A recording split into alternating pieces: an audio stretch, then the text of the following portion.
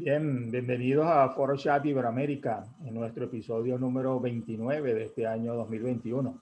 Ya estamos casi finalizando el mes de julio y tendremos un invitado especial en el área de la economía y las finanzas de Venezuela, que nos va a dar algunos temas bien importantes para todos nosotros aquí en Venezuela, por supuesto, de donde transmitimos, y para todos los países de Latinoamérica.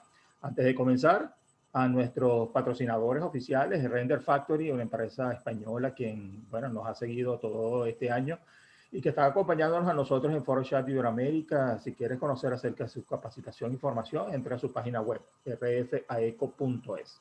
Por supuesto, Protex Venezuela, en la plataforma de encaje del ecosistema de Property Technology y Construction Technology que en Venezuela estamos apalancando. Ya tuvimos un relanzamiento la semana pasada en Foro Chat Iberoamérica y tendremos cosas bien buenas.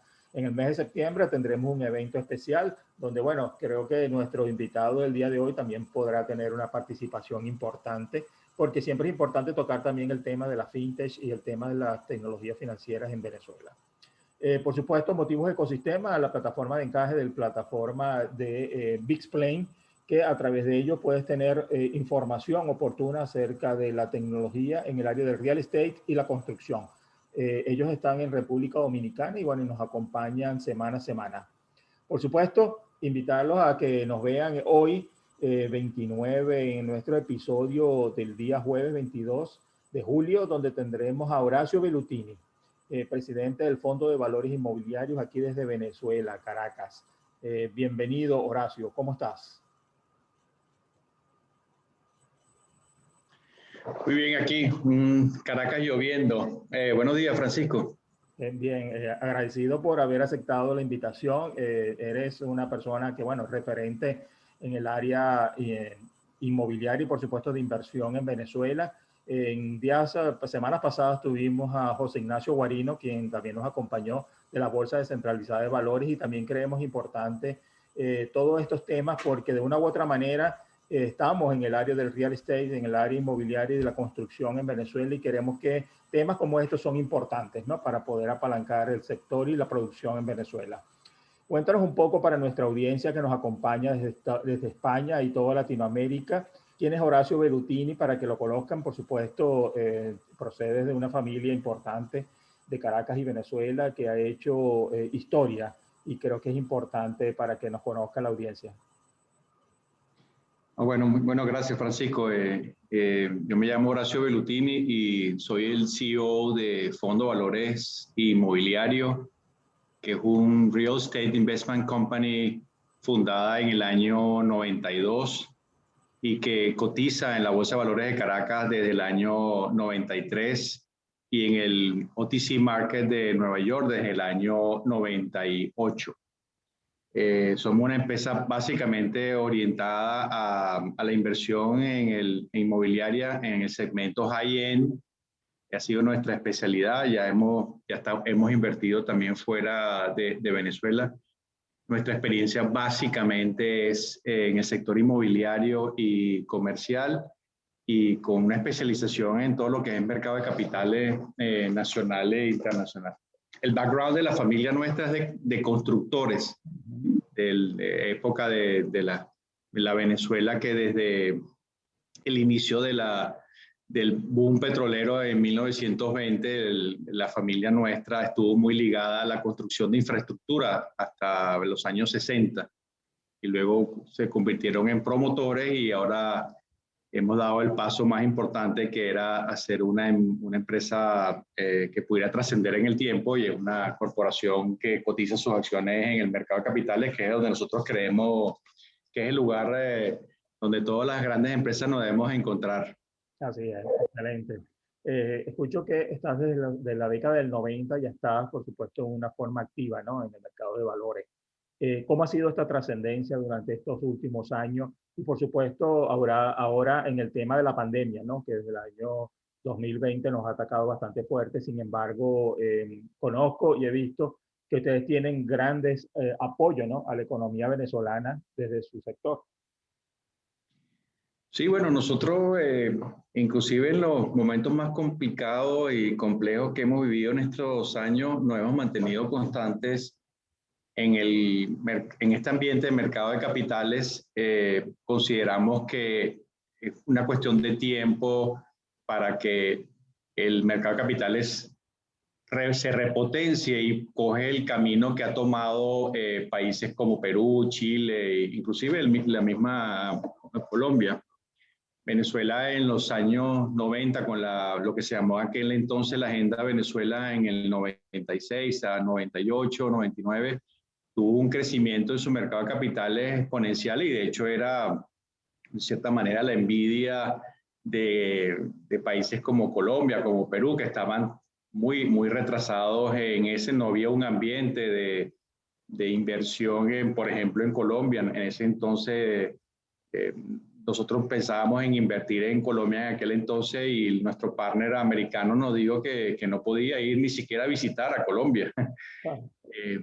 Y bueno, el mercado de capitales en aquel entonces venezolano llegó a ser más o menos de unos 15 o 20 mil millones de dólares y era muy dinámico. Si llegaron a transar 20 millones de dólares diarios en acciones, y ese mercado se ha venido a menos y se ha ido como rezagando con respecto a nuestros pares, y hoy en día representa escasamente el 2, el 3% de lo que es inclusive Colombia. O sea que 20 años después, Colombia, que antes era así un mercado pequeño que nadie quería, ahora resulta que es un mercado más potente, pequeño por cierto en los estándares globales, pero los estándares latinoamericanos es robusto, tanto lo que es Chile y Colombia y Perú, Argentina y Brasil, por supuesto, son los que llevan. Venezuela se quedó rezagada, aun cuando en los 90 llevaba la delantera, ahora está rezagada con respecto a todas las demás. Nuestra visión y percepción es que ese downside está más que claro, que antes éramos el 100, ahora representamos el 2%, ahora significa que tú puedes crecer del 2 al 100, y es decir, Venezuela debería ser un mercado de capitales a lo menos al igual al colombiano, por lo cual significaría un crecimiento de 2.000, 3.000 millones de dólares de hoy a 150.000 millones de dólares, que es el colombiano. Entonces el crecimiento, el potencial de crecimiento es inmenso.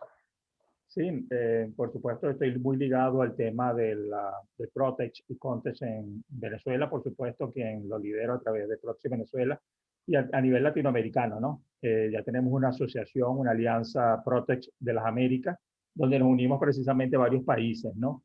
Y entre esos precisamente Colombia, ¿no? Y desde la asociación Colombia Protech siempre nos han dicho que desde todo el 2020, a pesar de la pandemia, hubo un crecimiento exponencial, ¿no? De la inversión inmobiliaria, ¿no? Y eso, por supuesto, porque ya venía de un mercado robusto, como tú decías, ¿no? Y que fue apalancado, ¿no? Y creo que eso es importante. Y, por supuesto, Venezuela está en la mira de muchos inversionistas, en la mira de muchos promotores y desarrolladores inmobiliarios en toda Latinoamérica, ¿no? Estoy hablando de México, por ejemplo, el propio Brasil. Tuvimos la oportunidad hace unas semanas de tener a Dan Burman de la empresa House, que nos dio todo un mercado del área inmobiliaria en Brasil muy importante, porque eso permite, por supuesto, no es comparable. El mercado brasileño, bueno, es muy grande, ¿no? Y muy disímil en muchas cosas, pero creo que podemos tener algunas inversiones, ¿no? Pero sin embargo, hay inversionistas venezolanos, ¿no? Horacio, que están apostando por Venezuela, como ustedes. Bueno, yo aquí trato de ser bastante práctico. Yo soy una persona bastante idealista y muy apasionado de mi país y siempre lo he defendido, inclusive en los momentos de mayor descrédito que ha tenido Venezuela. Yo siempre he hablado bien de mi país porque me parece que es lo que me corresponde. Pero al final, en el tema de los capitales, lo importante es el retorno. Y Venezuela va a ser interesante si hay un retorno interesante. Y Venezuela en los años 90, nosotros, por ejemplo, que habíamos captado capital de aquel entonces el grupo Soros y después de Sam Zell a finales de los 90, nosotros pensamos en ir a Chile y a México a invertir. Es decir, el paso lógico era salir fuera de Venezuela para tener más tamaño y eso nos permitiera poder ser más competitivos en el mercado de capitales norteamericano. Pero ahora está pasando exactamente al revés. Brasil, México, Chile, Argentina, inclusive Colombia, van a ver con interés Venezuela para ellos a su vez poder crecer como Latinoamérica, y eso les permitirá entonces tener mayor masa y tamaño a presentarse un mercado más competitivo, más grande como el norteamericano. Entonces el paso lógico de las empresas que sí se crecieron durante estos 20 años es comprar empresas y negocios en Venezuela para poder potenciar la dimensión de sus negocios. Porque si tú no tienes una empresa de 1.000, 2.000 millones de dólares, realmente el mercado internacional no es apetecible. Claro. No eres, entonces, el tema del retorno y del interés de la inversión es lo que creo que va a ser el gran diferencial de Venezuela, porque el hecho de que se haya quedado rezagada, eso significa que se convierte en una oportunidad, puesto que ese rezago se traduce en un retorno, en la posibilidad de generar retorno, que en mi opinión van a ser asimétricos con respecto a Latinoamérica, porque estamos en una era, en un tiempo extremadamente extraño, que lo que hay es exceso de capital, lo que no hay es dónde invertirlo, cosa que es una paradoja extraña que uno no entiende y dice, bueno, pero ¿por qué esas cosas no se entienden? Pero es así, al final el capital no sabe dónde ir, dónde invertir. Pero la gran cosa con el rezago y en vista pues de que estos capitales siguen esperando la oportunidad para entrar en Venezuela, no lo han visto todavía, están como a la espera, olfateando las oportunidades, es lo que le ha permitido al capital venezolano crecer. Entonces, si el capital internacional ya estuviera llegando a Venezuela, el capital venezolano no tendría ninguna forma de competir con esos grandes conglomerados, como pasó en los 90, cuando llegaron los capitales en el año 96, 98, para un venezolano era imposible competir con esas grandes firmas. La gran oportunidad tal vez hoy es al llamado a los propios venezolanos, que le da un chance de crear algo de masa para entonces poder ser atractivos a esta inversión latinoamericana que podría llegar en los próximos años. Así es. Nos gustaría que, bueno, nos conversaras un poco acerca del Fondo de Valores Inmobiliarios, ¿no? Y así, por supuesto, generar una posterior conversación sobre el tema. ¿Te parece? Sí, bueno, el Fondo de Valores Inmobiliarios, cuando tiene la palabra fondo, le antecede, realmente nosotros no somos un fondo, nosotros no somos un trust, nosotros somos una empresa, una sociedad anónima, una compañía anónima. Y eso nos da unas grandes ventajas porque nos convertimos podemos captar dinero, inclusive podemos hasta prestar dinero si se abriera la oportunidad, cosa que hemos hecho muchas veces, hemos intermediado inclusive fondos. Pero nuestro objeto básicamente es levantar capital o bien de renta fija o de renta variable, eso es lo que hemos hecho durante 30 años, e invertirlo en el negocio inmobiliario, específicamente en el high-end para la renta. Entonces, inicialmente en los años 90 la compañía nació con la idea de invertir exclusivamente en oficina para poder alquilar, y eso ocurrió porque en los mediados de los años 90 los precios de la oficina estaban en su punto más bajo histórico, era una excelente oportunidad para invertir y estaba llegando estas grandes corporaciones a invertir en el negocio de petrolero venezolano. Entonces se hizo un match ahí perfecto de comprar barato y alquilar, y eso fue los fundamentos de la compañía. En la medida que eso fue evolucionando, nos orientamos cada vez más al sector comercial, y de tener antes un 95% de negocio de oficina, hoy en día tenemos un 80% en el negocio de retail. Es decir, en el negocio de los centros comerciales, que lo hemos visto, nos pareció que era el momento. De hecho, nosotros en los años 2010, nosotros hicimos una especie de corto y vendimos nuestro portafolio de oficina y nos quedamos en el negocio de centros comerciales. Tenemos hoteles y otras cosas, pero nuestro negocio básicamente es espacios comerciales para la renta. Bien, tengo entendido que tienes una presentación. Si quieres, comenzamos con ella y retomamos este tema posteriormente. ¿Te parece? Sí, bueno, yo hice una presentación simplemente con la idea tratar de explicar un poquito lo complejo que es entender este país, ¿no? Perdón. Lo voy a tratar de hacer lo más rápido posible porque básicamente es transmitir una idea, ¿no? Nosotros creemos que el 2021 es el momento de empezar a hablar del upside, porque el downside, las conversaciones sobre el downside de Venezuela se han discutido durante estos últimos 7 años, pero constantemente. Yo pensamos pues que ya es un momento que el downside está perfectamente claro y es un momento de empezar a hablar de cuál es el upside, si es que hay un upside. Bueno, y cómo explicar Venezuela a un mundo latinoamericano o internacional es muy complejo porque hay muchas percepciones, hay muchas emociones, hay mucha política, mucha desinformación, mucho drama mediático. Siempre se ha hecho ver la parte pues, más fea de lo que ocurre. Y eso ha calado en el mundo occidental sobre todo y ha generado esas percepciones de colapso de la economía y básicamente la gente habla de que somos ahora Haití y así sucesivamente, no porque tenga nada de malo Haití, sino simplemente como para denigrar un poco del tamaño de la economía. Y la verdad que hay que reconocer que la data tampoco es muy confiable. No es confiable ni por parte del que la emite, ni es muy confiable por parte del que la toma.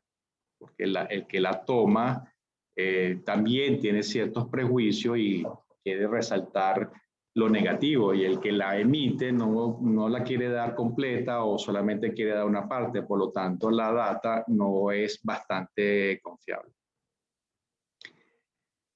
El elemento más importante, en opinión mía, yo no soy economista, por cierto, así que lo que voy a hablar es de la perspectiva de un hombre de negocios, pero no, yo no soy economista, pero mi experiencia me dice que en el año 2019 ocurrió un evento para nosotros histórico, que es que se liberó el cambio, es decir, la libre convertibilidad en el año 2019. Venezuela venía de 100 años de libre acceso, pero nunca existió libre convertibilidad. Es decir, durante 100 años, desde 1920 hasta el año 2019, el Banco Central de Venezuela definía la tasa de cambio. No había una libre convertibilidad, una oferta-demanda. Eso cambió en el año 2019 cuando por primera vez en 100 años permitieron a los bancos arbitrar tasas de cambio entre ellos y el Banco Central venezolano lo que hace es poner el promedio. Eso verdaderamente es algo inédito en nuestra historia. Venezuela desde el 1983 ha estado inscrita en controles a ese acceso de fondos que había. El famoso Viernes Negro fue en 1983 y esos controles, apertura y cierre han durado desde 1983, duraron hasta el año 2019, donde se crearon estos sistemas de acceso a dólares preferenciales que fueron extremadamente perjudiciales para la economía. Pero el evento histórico es muy importante mencionarlo porque eso hizo un cambio de paradigma en Venezuela. Y, por cierto, pasó muy por debajo de la mesa porque claro, cuando llegó el convenio cambiario número 1, la gente dijo, bueno, siempre tiene que ser más de lo mismo, porque realmente el convenio cambiario número 1 era el convenio cambiario número 30. Lo que pasa es que le pusieron 1, pero realmente era el 31. Y todo el mundo pensó, eso va a ser básicamente lo mismo, y resulta que no es así. Y el otro elemento importantísimo, sobre todo para nosotros los venezolanos, es una nueva generación. Ya la generación que hoy en día tiene 50, 60, 70, 80 años, está un poco ya de salida y está entrando una nueva generación de gente joven que tiene una dinámica muy distinta a la de la generación mía, que estamos como siempre hablando de los 90 y de los 80, Y resulta que esta nueva generación, para ellos los 90 y los 80 es historia pasada, historia casi arqueología. A ellos no les interesa, a ellos les interesa más que todo el presente. Y estas cosas hay que tenerlas muy claras porque a veces hay una desconexión entre nuestra generación y esta nueva generación, que lo que conoce es lo que ha existido durante estas 2 décadas. Yo quisiera darles una visión de cómo podemos explicar a Venezuela qué ocurre en esta economía tan extraña y a veces paradójica cuando alguien llega a Venezuela y dice, escucha, pensé que Venezuela estaba en el suelo, pero no, pareciera que no es así. Y la primera razón es que tenemos esta primera caja de las cuentas formales que se conocen, es decir, tanto para el sector público y privado, las cuentas bolívares, dólares, que uno encuentra en el Banco Central, en los balances que publican las empresas, es, vamos a decir, la información oficial. Cuando el Fondo Monetario Internacional, el Banco Mundial o cualquier otro organismo trata de analizar a Venezuela, toma estas cuentas, las lleva a formatos que tienen todos estos entes internacionales y pone las cifras que encuentra y determina que la economía de Venezuela ha caído 75%, y todas las cosas que se conocen ya, el déficit fiscal y así sucesivamente. Pero esas cuentas no consideran lo que yo llamo el off-balance, porque Venezuela, tanto el sector privado como el público, tiene unas cuentas off-balance que no publica. El venezolano en general, yo diría todos los venezolanos, incluyendo las empresas, tienen unas cuentas off-balance que no las reflejan en sus estados financieros y el gobierno probablemente hace lo mismo. No tengo manera cómo saber cuántos son las cifras ni de qué estamos hablando, pero si el gobierno hace acuerdos bilaterales con un país como China o con Irak o Irán o con cualquier país, esos arreglos quedan fuera de un balance, no se reflejan en ningún lado. Y esa interacción que genera con sectores privados de esos otros países, con el sector privado venezolano, no hemos tenido manera de cuantificarlo, pero sin duda tienen un efecto sobre la economía. Luego tienes que Venezuela tiene una cultura de siempre, particularmente de los años 70 especialmente, en el primer boom petrolero, de que el venezolano se ha dedicado a ahorrar en dólares. Aquí la mentalidad de mineros, de saco mientras puedo, una cultura que está muy bien asentada, y el venezolano ha estado sacando su dinero siempre para afuera, y de hecho eso se aceleró sobre todo desde 1983, cuando hubo el Viernes Negro y el venezolano perdió totalmente la confianza en el bolívar. Entonces, durante estos 40 años, todo el que ha podido comprar un dólar lo ha comprado y lo ha ahorrado, y eso ha generado unas cuentas de ahorros de venezolanos fuera de Venezuela que son verdaderamente importantes. Para el año 1998-99 se calculaban en 300.000 millones de dólares. Hoy en día podría ser una cifra el doble de eso, lo que significaría que el ahorro del venezolano probablemente es un múltiplo del GDP nuestro, 5 o 6 veces más. Y eso interactúa con la economía, porque cuando yo realizo una transferencia vía CELE o compro un apartamento y transfiero de una cuenta a otra fuera de las fronteras venezolanas y en dólares, básicamente esa interacción entre esos ahorros de venezolanos con la economía de aquí.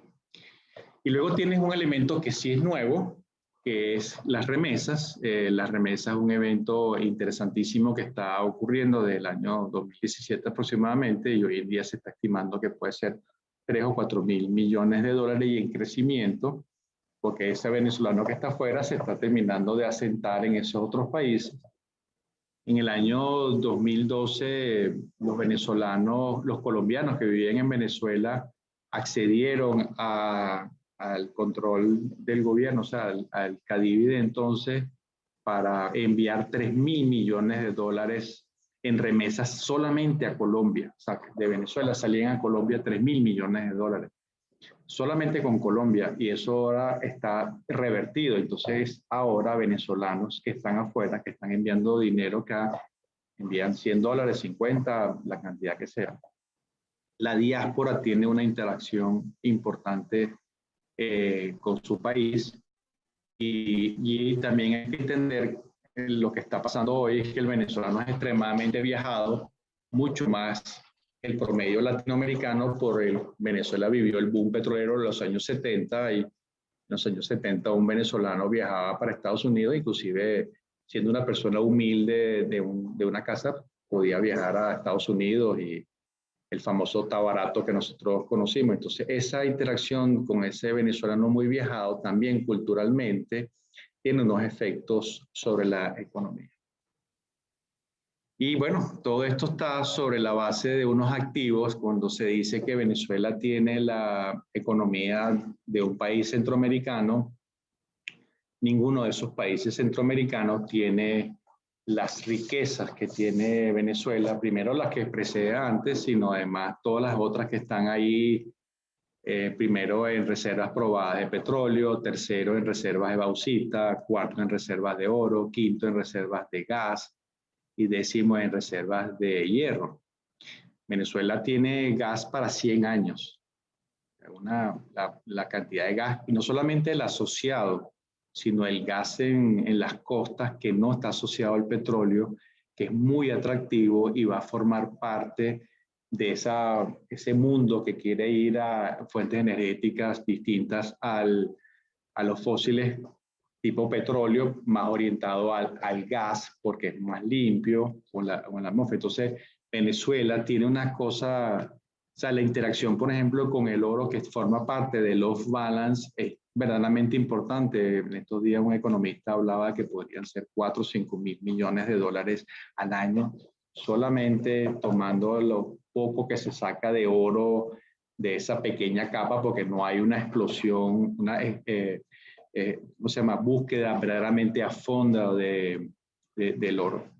Y por otro lado, tienen los venezolanos mismos que tienen un valor agregado, la ubicación geográfica, la infraestructura, que puede estar decaída, pero ahí está. Venezuela tiene más aeropuertos que Colombia. Venezuela tiene más autopistas que Colombia. Entonces, ahora que hay que arreglarlas, que Venezuela tiene el segundo complejo refinerador más grande del mundo. El primero está en la India, el segundo queda en Venezuela. Es extremadamente importante y grande. Y Venezuela tiene, el Estado tiene más de 900 compañías que prestan servicios que podrían ser privatizadas en algún momento. Todo eso es lo que hace tan complejo entender a Venezuela y por qué Venezuela no colapsó en el periodo más alto de la hiperinflación en el año 2018. Nadie se entiende por qué y eso tiene que ver mucho con lo que acabo de explicar. Entonces, lo que está pasando hoy con el tema del consumo, para hablar de un segmento nada más de la economía, desde el año 2019 ya hay una tendencia primero a parar la caída del consumo, y en el año 2021 ya estamos viendo la posibilidad de que Venezuela pueda crecer en consumo. El Credit Suisse estimó 3%. Nosotros realmente pensamos que va a estar por encima de eso. Hay economistas que hablan que no va a ser sino cero, pero el hecho de haber revertido la caída ya es un punto de inflexión. Entonces, Venezuela ahorita está en ese 2021 en el segmento de consumo, en un cambio de la curva que está generando unos interesantes actividades en el sector servicios y comercial. El GDP de Venezuela, por supuesto, estas son cifras un poco ajustadas al análisis que hice anteriormente, es decir, el 60% de la caída del GDP. Estos son cálculos propios, pero hemos estimado que en el 2021 la economía va a tener un pequeño crecimiento económico y que dejó de crecer, pero la caída no fue los 75%, sino realmente nosotros la estimamos en 60%, pero no lo debemos tomar como eso es así, sino simplemente es una estimación. Si nosotros hacemos un pequeño ejercicio para ver un poco lo que ocurre en el sector comercial, en Venezuela yo tomo este ejemplo de San Ignacio. Podría tomar cualquier otro proyecto, pero siempre me ha gustado San Ignacio para analizarlo.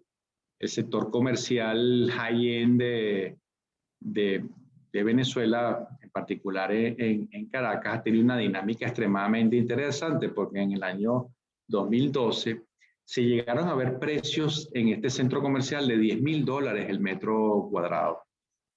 Ese precio cayó al año 2019 a $1.500 el metro cuadrado y hoy estamos estimando $2.000 el metro cuadrado y para el año 2024 pensamos que vamos a estar rondando los $3.000 el metro cuadrado. Entonces ahí estaríamos hablando del precio del activo que cayó 85%, pero que ha crecido ya 33%, porque ahora, por eso es que yo pienso que hay que hablar del upside, porque ya no pueden seguir hablando de cuánto más va a caer, sino ahora tenemos que hablar de cuánto va a crecer.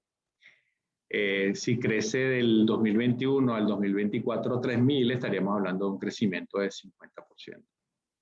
Por lo cual, desde el año 2019 hasta el año 2024 ha tenido una recuperación del 100%, tendría una recuperación del 100%, y es donde yo hablo entonces de la palabra retorno, que es la que debemos empezar a analizar. Pero muy interesante para Latinoamérica es lo que está pasando con el flujo de caja que genera el activo. En el año 2012, ese local comercial que valía $10.000 el metro cuadrado, generaba $40 promedio. Puede ser que pudieran haber locales que estuvieran generando 100, pero el promedio daba $40 el metro cuadrado. Para el año 2019, producto sobre todo de la hiperinflación y de no permitir poder transar en dólares, se convirtió en 0,80 de dólar, lo que significó una caída del ingreso de 98%. Para el año 2021, y gracias a que el gobierno permitió la libre convertibilidad y las libres transacciones en dólares, del 2019 al 2021, el ingreso hoy en día genera $15 el metro cuadrado, lo cual significó un crecimiento de, por supuesto, de prácticamente 0 a 15 de 1.800, prácticamente 1.800%. Nosotros estamos estimando un promedio para el 2024 de $30 el metro cuadrado. Esto es básicamente lo que está pasando en el segmento high-end comercial en Caracas. Si uno quisiera extrapolar esto para Maracaibo, quisiera extrapolarlo para el interior, lo que varía son las cifras en precio, pero los porcentajes y la tendencia son exactamente igual. Nosotros tenemos un monitoreo de esto bien claro y bien preciso. Entonces, si estimamos por flujo de caja el crecimiento entre el año 2019 de prácticamente 0 al 2024, puede estar hablando de 4.000%. Por eso es que Venezuela va a ofrecer al mundo en los próximos 5 o 10 años, va a ofrecer retornos realmente asimétricos con respecto a nuestros pares latinoamericanos que no pueden generar un retorno porque sus economías han crecido y más bien se han ajustado un poco a ese crecimiento normal después de haber tenido unos picos a tener unas cosas un poco más atenuadas, pero Venezuela va a ofrecer en algún momento, este es solamente el segmento, por cierto, estamos hablando comercial, yo no estoy evaluando el industrial, ni cada uno tendría que tener su propio análisis. Pero tenemos que sumarle que al flujo de caja hay que sumarle la posibilidad del crecimiento del valor del activo, o sea, el valor del activo que llegó a $1.500 en el año 2019, estuvo en algún momento en el año 2012 $10.000. O sea, quiere decir que tiene esa posibilidad de crecimiento en el tiempo. Todo dependerá, por supuesto, de una cantidad de cosas que deberían ocurrir en los próximos años. Y aquí uno lo ve en la ocupación. Esta ocupación, por cierto, es de nuestros espacios del Fondo de Valores Inmobiliarios. Nosotros tenemos, en el año 2019 teníamos una ocupación del 92%, porque el negocio de centros comerciales y espacios comerciales para el año 2019 no estaba sobreofertado, no había sobreoferta de metros cuadrados. Esa ocupación cayó en el año 2020 a 83%, por supuesto por el efecto del COVID. Hoy estamos a 90%, incluyendo el interior. Y el interior, por supuesto, siempre está más afectado que Caracas. Para el año 2024 estamos estimando 93% de ocupación, que básicamente es donde nos vamos a mantener. No es pensable que 100% de ocupación, eso no existe en ninguna parte del mundo, pero la ocupación definitivamente es un elemento importante a considerar. Y esto, claro, si uno analizara esto corresponde al sector de centros comerciales de Venezuela. No, estamos hablando de nuestro portafolio. Si uno quisiera analizar todo el contexto venezolano, los porcentajes deben ser mucho más bajos, porque también tenemos que hablar de quién está gerenciando los proyectos, quiénes los maneja, quiénes abandonaron sus espacios, quiénes dejaron de invertir, una cantidad de cosas que pueden pasar.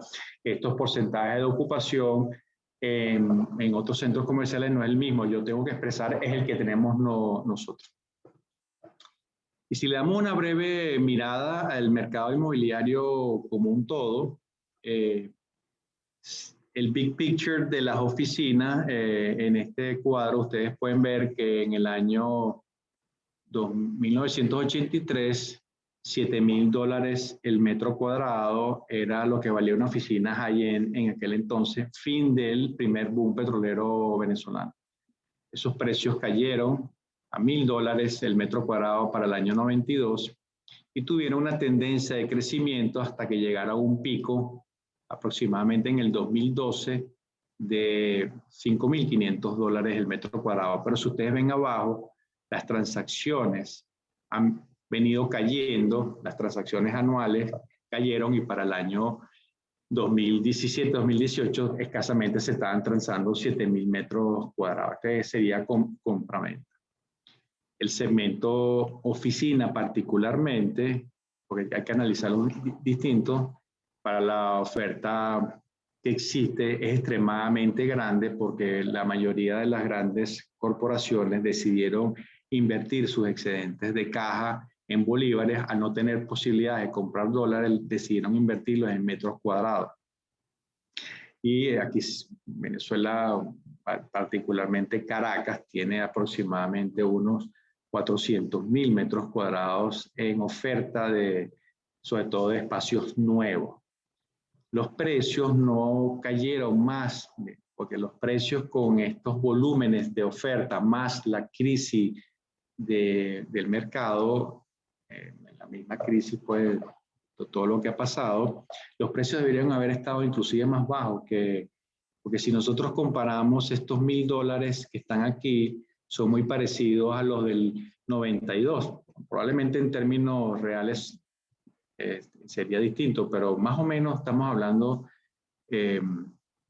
pero la crisis del año 2017-2018 era mucho más grande que la crisis que tuvo el año 92 Venezuela. Pero por los precios no bajaron mucho más, por la simple razón de que el venezolano no debe nada. Entonces, los dueños de espacios de oficina que se les acerca a algún promotor y le dice: yo te quiero comprar a tal precio, le dice: no, ese precio yo no vendo, porque no tengo por qué vender, yo no debo nada. En cambio, en los años 90, la mayoría de los grupos tenían endeudamientos en términos de dólares inmensamente grandes. Pero hoy en día el venezolano no debe nada. Y eso es uno de los elementos que hacen peculiar el negocio de esto, porque normalmente en todos los países del mundo los proyectos están endeudados en un promedio de un 80, 90, y en Estados Unidos puede llegar al 100% del valor del activo. Aquí resulta que el activo no tiene ningún tipo de deuda asociada. Tan es así que nosotros vendríamos a ser, en mercado de capitales, el grupo más importante inmobiliario del país, y nosotros no tenemos ninguna deuda, nosotros no le debemos nada a nadie. Entonces eso es muy atípico con respecto al mundo. Pues nuestro homólogo en cualquier otro país puede estar debiendo 50, 100 millones de dólares, 200 millones de dólares tranquilamente. El Fondo de Valores Inmobiliarios en el año 2012 debía 200 millones de dólares. Pero la estrategia de mantenerse siempre en bolívares y no de endeudarse en dólares, hoy en día nuestro endeudamiento, vista la hiperinflación, no llega ni a 150,000 dólares. El tema de comercio es distinto porque no está sobreofertado. Los precios de hoy, de $1,500 el metro cuadrado, estamos hablando del cemento high-end, por cierto. No, un local en el centro debe ser menos, pero $1,500 viene de $14,000 del año 2012, donde Venezuela importó $65,000 millones, por lo cual el comerciante lo que necesitaba era espacio para vender los productos. Las importaciones de Venezuela cayeron a $13,000 millones y hoy en día creo que son $7,000 millones, por lo cual es una economía que tiene poca importación, por lo cual requiere poca demanda de espacio, pero los espacios no están sobreconstruidos. Y eso es un elemento importante porque nosotros consideramos que la recuperación de los precios en el sector comercial van a ser más rápido que en el sector de oficina. Es importante, por cierto, aquí comentar, no agregué la lámina de residencia, pero el negocio de residencia en Venezuela hay que analizarlo muy bien porque no está sobreofertado, está poco construido, está poco demandado, pero la recuperación de los precios de la vivienda va a ser igual de rápido que el sector comercial.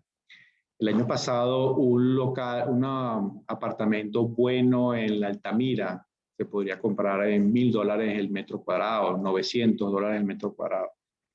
Muchos venezolanos que se fueron vendieron sus apartamentos, no importaba el precio. Hoy en día estamos hablando de $1,500 el metro cuadrado, si lo queremos hacer equivalente, por lo cual el precio se ha recuperado sustancialmente y ahora hay demanda de espacio. Primero, porque algunos venezolanos están regresando. Segundo, porque en general las poblaciones siguen creciendo, por lo cual si mi hija se casa, quiere un apartamento y así sucesivamente. Y eso ha ido generando algo de demanda de espacios de residencia. Por supuesto, todo esto que estamos hablando es atenuado, no tiene que ver nada que un crecimiento exponencial, simplemente es la tendencia. Yo siento que uno de los espacios más interesantes que va a tener Venezuela en los próximos años va a ser el financiamiento a este mercado que demanda vivienda, pero no hay mecanismo de financiamiento, puesto que la banca no tiene capacidad de prestar. Todo el mundo compra de contado y eso necesita financiamiento. El mercado está mandado a ser para levantar capital, por un lado, para poder prestarlo, para poder comprar estos apartamentos, y eso es un mercado que puede estar generando unos 12% de retorno para colocar ese dinero. O sea, nosotros pensamos que el mercado de residencia va a estar bien movido en los próximos 5 años. Y para terminar, nosotros pensamos que el mercado de capitales está nuevamente tomando forma. Hicimos una emisión de acciones el mes pasado, colocamos $2,5 millones, básicamente para invertirlo en todo lo que es tecnología, en las mejoras de nuestras instalaciones, CAPEX primordialmente, y tenemos un proyecto muy bonito de construir un bulevar en el frente del Centro Comercial Tolón. El Centro Comercial Tolón vendría a ser el mejor centro comercial en el sector high-end de Caracas, por su ubicación y una cantidad de características. Las Mercedes se ha vuelto un lugar extremadamente potente en el sector comercial. Para mí es el lugar mejor para estar en el sector comercial. Y nosotros hicimos una emisión para levantar $2,5 millones y estamos por hacer una segunda por $2,5 millones adicionales. Y nosotros lo que estamos es calentando motores porque realmente estos son capitales más que todo para invertirlos en la propia compañía, pero nosotros pensamos que ahora sí llegó el tiempo de levantar $50, $100 millones y empezar a aprovechar esta tendencia de crecimiento en el sector comercial, en el sector de residencia, de capitales que vengan de afuera que estén interesados en entonces tomar momento.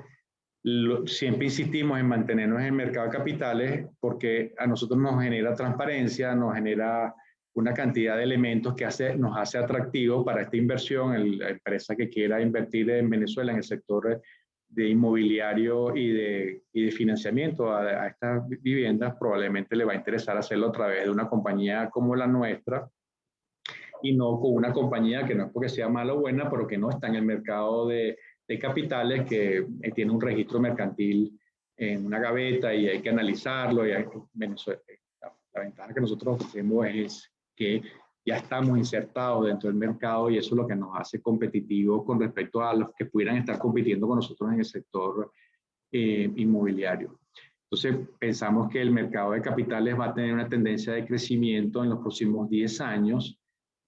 Por supuesto que para terminar, el elemento de las sanciones indudablemente afecta el ambiente, sobre todo porque hay mucho escepticismo para invertir a Venezuela y muy pocos grupos importantes globales quieren asumir un riesgo de saber en qué invertir cuando tú tienes unas sanciones dentro de un país tan importante como los Estados Unidos en el mundo económico.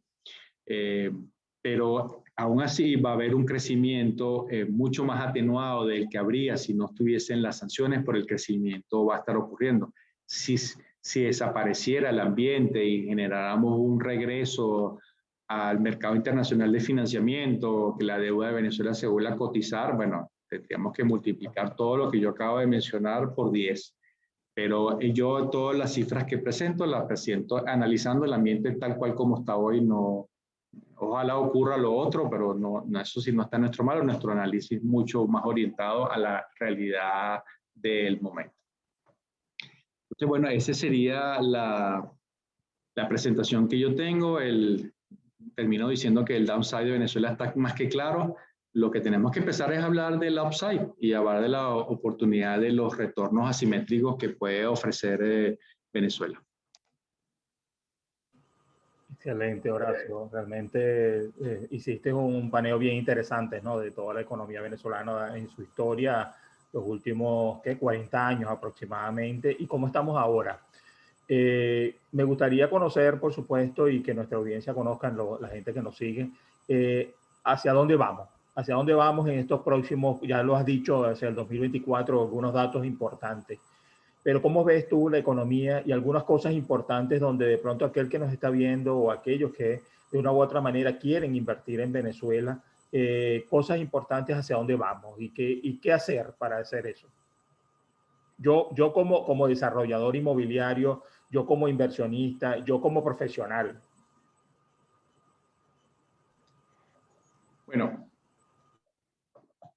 si nos quitamos un poco los prejuicios que han existido y toda la cantidad de palabras que se han agregado a los análisis, nosotros estamos en un momento en Venezuela de cambio de paradigma. Nosotros estamos en un proceso de inicio de apertura económica de la mano de la extrema izquierda.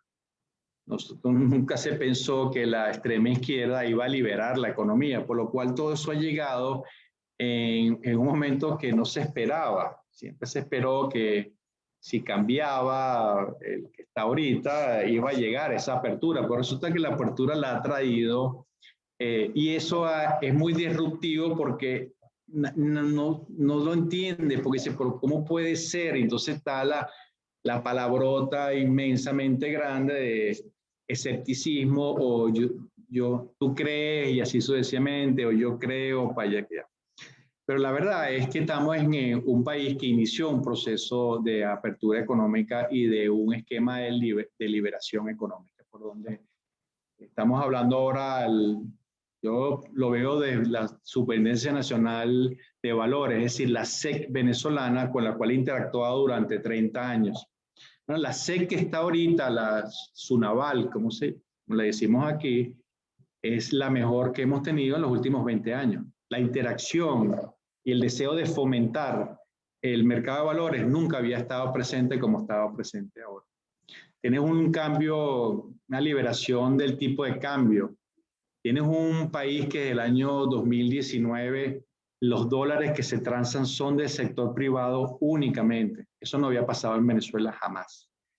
Entonces, hay una tendencia y un asentamiento de la cultura de la búsqueda de las utilidades, del retorno que antes no había. Pues una persona, hasta la persona más humilde y más sencilla, sabe hoy que le interesa ganarse $1, invirtió uno y quiere ganarse uno y así sucesivamente, y eso lo va llevando en la cadena hasta que llega a nuestros negocios, por lo cual yo visualizo que nada más ese hecho va a generar mucha actividad. Yo creo que Venezuela se va a fortalecer mucho en algunos segmentos en este momento, a menos que ocurriesen otros cambios que liberaran un poco este esquema de sanciones, pero yo siento que todo lo que es comercio, todo lo que es servicio, todo lo que es residencial, todo lo que es alimentos, el negocio farmacéutico, las empresas que le están prestando servicios al sector energético y una cantidad de iniciativas que están ocurriendo. Una, por ejemplo, en el sector transporte aéreo. Es impresionante la cantidad de oferta de transporte aéreo de empresas venezolanas que quieren traer cargas a un país que está demandando muchísimos insumos para la economía pequeña que tenemos, pero que está tiene por debajo una potencia que no tiene otros países. No creo que es el momento para construir, creo que es el momento, estamos todavía por debajo del valor de reposición, creo que es el momento para comprar terminar lo que ya empezaste, es el momento para remodelar, es el momento para arreglar y ya vendrá el momento para construir, sobre todo en el segmento residencial. Y yo pienso que las personas que están invirtiendo en el sector alimentos le va a ir bien. Venezuela hoy en día produce más alimentos que lo que produjo en el año 2017. Te recuerdas que Venezuela empezamos con este cuento de que no había papel toalé en el año 2015. Resulta que ahorita hay papel toalé para tirar para el techo. Entonces, esas son las paradojas de Venezuela y yo creo que no debemos invitar a la audiencia a analizar el país de una objetiva un poco más, primero pragmática, por cierto, pero más objetiva. Porque todos esos elementos de analizar a Venezuela de una perspectiva de colapso se están equivocando. Entonces tú tienes ahora un gobierno que yo no defiendo aquí a nadie en lo político, más bien, entre más lejos pueda estar de lo político, mejor. Yo lo que digo es que la tendencia es a una economía más abierta, las leyes que se están discutiendo, la ley de zonas especiales que yo conocí, si la aprueban como está planteada, me parece que es una tremenda ley para Venezuela. La ley de inversiones que se está discutiendo es una ley extremadamente positiva para el sector empresarial. La ley de mercado de capitales que se está discutiendo es extremadamente favorable al mercado de capitales y así sucesivamente se acaba de crear la taquilla única para exportar y así sucesivamente están ocurriendo cosas debajo de la línea de flotación que no se están viendo. Yo no puedo dar garantías, por supuesto, que el gobierno va a ser constante en esto, ni nada de esas cosas. Yo lo estoy diciendo lo que está ocurriendo en el día de hoy. Lo que pasa es que Venezuela va a ofrecer altos retornos porque siempre se va a analizar como alto riesgo. Pero Venezuela como una economía con el potencial que tiene de crecimiento siempre va a ser atractiva para sus pares latinoamericanos. Sí, yo realmente te copio exactamente. Yo opino igual. Cuando me ha tocado intervenir en algunos espacios aquí en Venezuela y Latinoamérica, comento lo mismo, ¿no? Muchas veces los países latinoamericanos nos miran hacia adentro y no nos entienden, ¿no? Porque nos están midiendo con su propia vara, ¿no? Y resulta que a Venezuela no la pueden medir con esa propia vara. Somos los venezolanos los que tenemos ese conocimiento de cómo hacerlo, ¿no? Desde lo interno, ¿no? En escasos meses atrás, Francisco López de la Cámara Inmobiliaria de Venezuela, como un amigo, comentaba que la inversión en Venezuela del sector privado superaba casi el 70-80% con respecto al sector público, ¿no? Hace 2-3 años atrás. Y cómo el sector privado, y tú lo has dicho ahora en tu presentación, cómo ha venido apalancando el sector productivo de Venezuela, ¿no?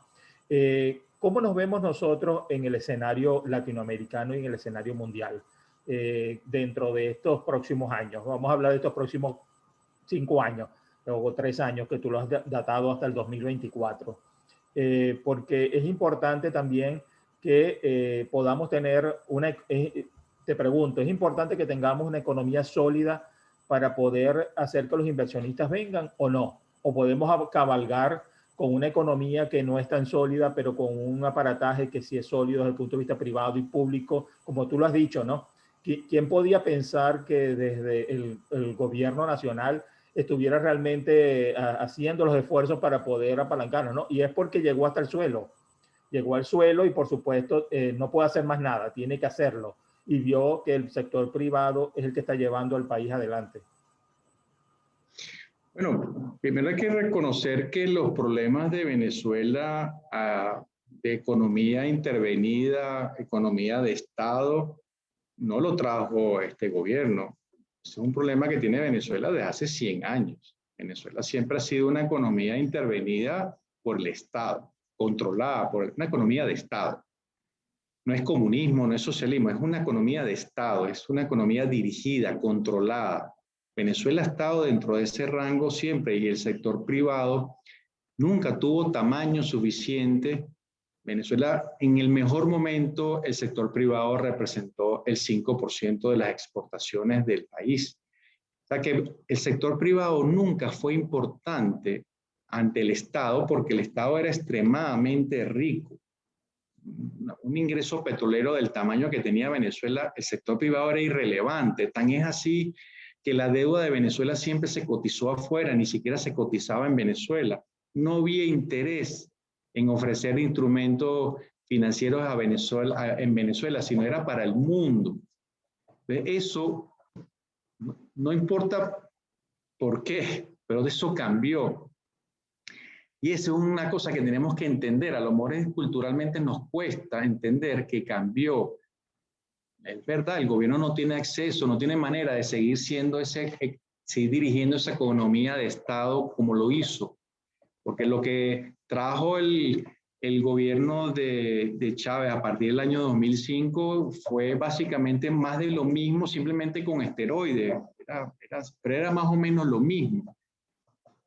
La pequeña apertura que ocurrió en el año 89 fue hasta revertida posteriormente, la que trajo Carlos Andrés en 1989.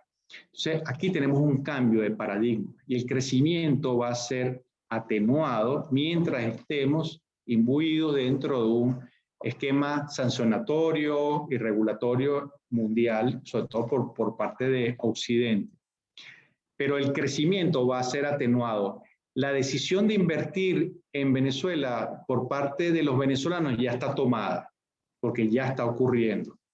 Pero la decisión de invertir de fondos importantes de afuera, particularmente latinoamericanos, está esperando que el riesgo disminuya con respecto al tema sancionatorio, porque ya el mundo entiende que aquí hay una oportunidad de invertir, pero no sabe cuál es el momento, porque le preocupa el ambiente que hay. Lo que va a pasar con eso es que en la medida que pasen los años, el retorno va a ir disminuyendo. Entonces, si el retorno hoy para una inversión pudiera ser el 35%, 30% al año, probablemente para el 2024 va a ser 12 o 15. Entonces, la decisión de invertir el tiempo lo que va es simplemente a disminuir el retorno que pudiera ese capital venir. Entonces, esa sería la gran diferencia. En mi opinión, creo que el más llamado a invertir en el año 2021 y 2022, pienso que debe ser los capitales de venezolanos, que les ayuden a potenciar sus negocios. Creo que le debería seguir el capital latinoamericano para aprovechar ese momento y vamos a estar claros, si yo voy a invertir en Brasil, tengo que conocer un brasileño. Yo creo que el capital latinoamericano tiene que conocer sus pares aquí en Venezuela, sus pares en Venezuela.